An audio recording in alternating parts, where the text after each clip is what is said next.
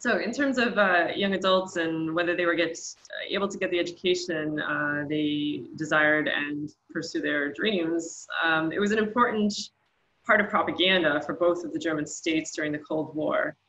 In a lot of ways, the contest really was an ideological one about the future. So in West Germany, at the end of the 1970s, young people started to worry about their futures quite a bit because they faced what was the first real structural unemployment in West Germany since the end of the war. That means that it wasn't just a blip of unemployment for young people, but this was something that was caused by a fundamental change in the economy. So it was probably there to stay. So that was very worrying for them. But also this happens alongside the height, you could say, of left-wing terrorism. So the Red Army faction and others. There was also heightened awareness of environmental disaster and the destruction of the environment, which was another kind of existential threat to their futures.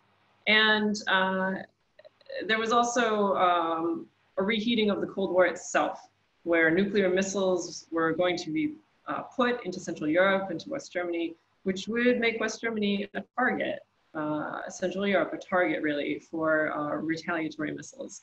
So all these things led to a really pessimistic outlook, especially in the early 1980s.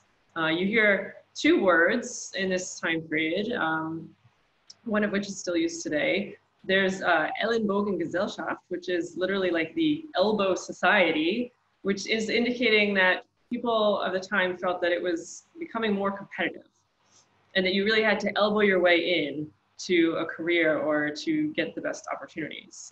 And the other one is the Berufsverbot, so being forbidden to pursue certain careers.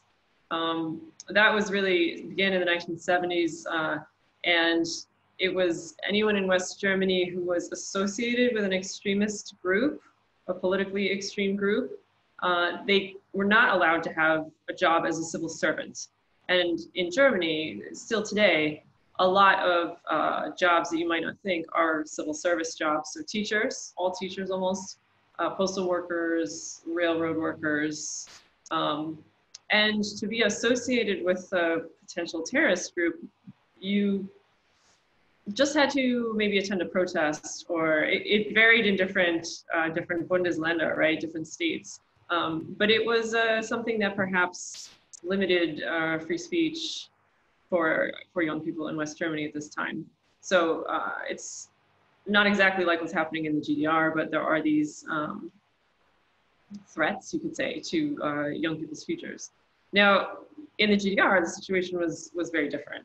There was almost no unemployment. Legally, you were required to have a job in the GDR. But young people face different kinds of challenges, right?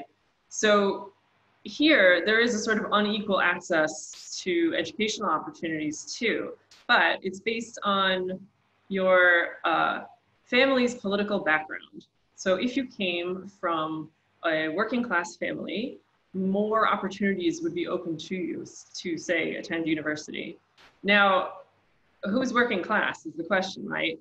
For instance, Eric and Margot Honecker's kids, like the leader of the GDR in the 70s and 80s, their kids were considered working class. So these categories are flexible, and there's obviously some inequality of the normal sort, you could say. So a lot of teens and young adults in the GDR, what they had to do in order to access the educational opportunities were to play by the rules. And what that meant was that they had to basically attend all of the events and political campaigns and recycling drives and everything that were run by the FDJ, which is the youth organization of the GDR. They had to dress in a way that was clean and well put together and act relatively like serious people. And they had to avoid things like obvious mentions of Western television and radio programs. So teachers had a lot of power in this instance. The teachers, who were of course appointed by the state, could determine whether or not a student was allowed to go on for higher education. So you had to kind of show them that you were a serious person and committed to socialism in order to get those opportunities.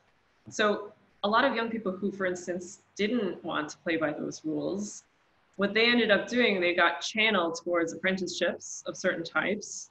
And they would, for instance, be channeled into an apprenticeship as a tractor mechanic or as a pig farmer. Maybe these are extreme examples, but the point is that they didn't always get to choose. Certainly they weren't their first choice careers.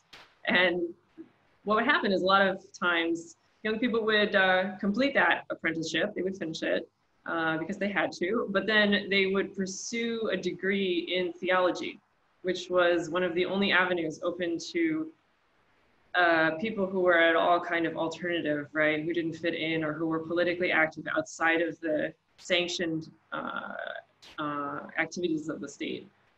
So you end up with a lot of theology degree holders, and this is one reason why later in the 1980s, the churches, the evangelical churches, become a shelter for the opposition movement and for a lot of unsanctioned youth cultural movements like punk or hip hop to some extent. So